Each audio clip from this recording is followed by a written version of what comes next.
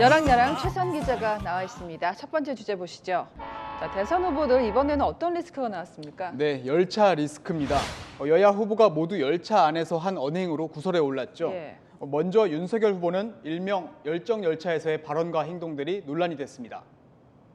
진실을 왜곡한 기사 하나가 그 언론사 전체를 파산하게도 할 수 있는 그런 강력한 그 시스템이 자리를 잡았다면은 이 발언만 놓고 보면 언론을 압박하는 것처럼 들리는데요. 그래서 해명을 내놨습니다. 예. 자세히 설명을 했는데 파산 얘기만 나오니까 참 언론 자유를 조금이라도 훼손시키려고 하는 시도에 대해서는 강력히 저는 반대한다고 분명히 말씀을 드렸고, 민주당이 놓칠 리 없겠지요. 언론인들이 좀 무섭겠다. 언론 통제를 시사한 거냐면서 윤 후보를 강하게 비판했습니다. 자, 그런데 민주당도 이렇게 공격하기가 좀 그런 게 언론에 대한 징벌적 손해배상은 지난해 민주당이 추진한 거 아닙니까? 그리고 국민의힘은 반대 입장이었는데요. 네, 그랬었죠. 이 발언 한번 들어보시죠. 예. 언론은 버젓이 가짜 뉴스를 계속 보도하고도 아무런 책임을 제대로 지지 않는다는 것은 대단히 불공정한 일입니다. 지난해 송영길 대표 발언인데요. 민주당의 지적 크게 와닿지는 않네요. 그렇습니다. 자, 여기다가 윤 후보자가 열차 안에서 보여준 행동이 또 논란이 됐는데요. 네, 바로 이 모습인데요. 윤 후보가 구두를 신은 채 건너편 좌석에 두 발을 올려놓고 예. 있죠. 민주당 의원들은 누가 볼까 부끄럽다. 쪽벌을 못하니 앞으로 쭉 뻗인가. 전두환도 하기 힘든 자세라며 맹공격했습니다. 논란이 커지자 윤 후보 장시간 이동으로 인한 다리 경련으로 양해를 구하고 잠시 다리를 올렸다면서 네. 유감의 뜻을 밝혔습니다. 자, 그런데요. 이재명 후보도 최근에 지하철 탔다가 실수한 적이 있었어요.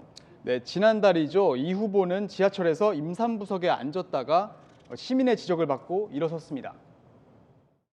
자리가 생겼는데 내릴 때가 됐네. 아닌가? 아, 그렇구나.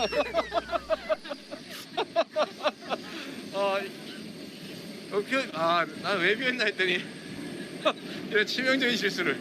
우리는 이런 데 한번 걸리면 큰일 나요. 대선 후보들이 대중교통을 타고 시민들을 만나는 건 친근한 이미지를 보여주기 위해서죠. 예. 반대로 상식과 먼 행동은 거센 역풍을 맞을 수 있다는 점 명심해야겠습니다. 평소의 행동이 공식 석상에서 나오는 것 같습니다. 다음 주제 보겠습니다. 자, 조력자가 된 경쟁자. 자, 경쟁자들 눈에 띄는 변신이 있었다고요? 네, 방금 언급하신 경쟁자, 네. 지난해 각 당 대선 경선 과정에서 치열하게 승부를 펼친 이낙연 전 민주당 대표, 홍준표 국민의힘 의원인데요. 앞선 경선 때 모습부터 보시죠. 우리도 결단해야 합니다. 불안한 후보 대신 안심되는 후보를 내놔야 합니다. 나는 26년 정치에도 이렇게 흠이 많은 후보를 대선 앞두고 본 일이 없어요. 자, 저게 불과 5달 전 상황인데 그 경쟁자들이 이제는 조력자 역할을 한다는 거잖아요.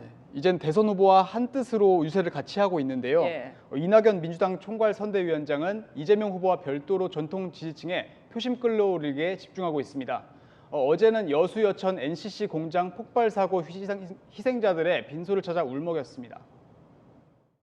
생후 50일 된 아이를 둔 가장, 가을에 결혼을 앞둔 예비 신랑, 이런 분들이 희생됐습니다.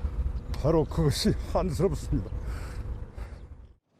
또 홍준표 의원 같은 경우는 보니까 이제 윤 후보랑 아직은 별도로 움직이면서도 지지층을 결집하고 있는데요. 네, 어제는 이준석 대표와 힘을 합쳐서 지역국인 대구 동성로에서 거리 유세에 나섰습니다. 예. 나는 경선에 떨어지고 이번에 나올 사람 아니야.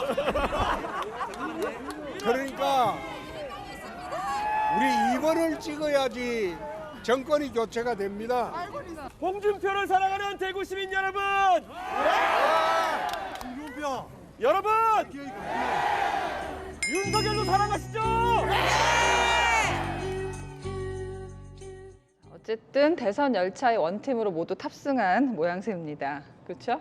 네, 이번 대선 초박빙 승부가 예상되는 만큼 지지층을 최대한 끌어모으는 쪽이 승기를 잡을 가능성이 크다고 하죠. 하지만 또 하나의 관건은 이슈에 민감한 부동층의 표심이죠. 남은 24일 여정, 득점도 중요하지만 실점 막기도 아주 중요해졌습니다. 네, 지금까지 여랑야랑이었습니다.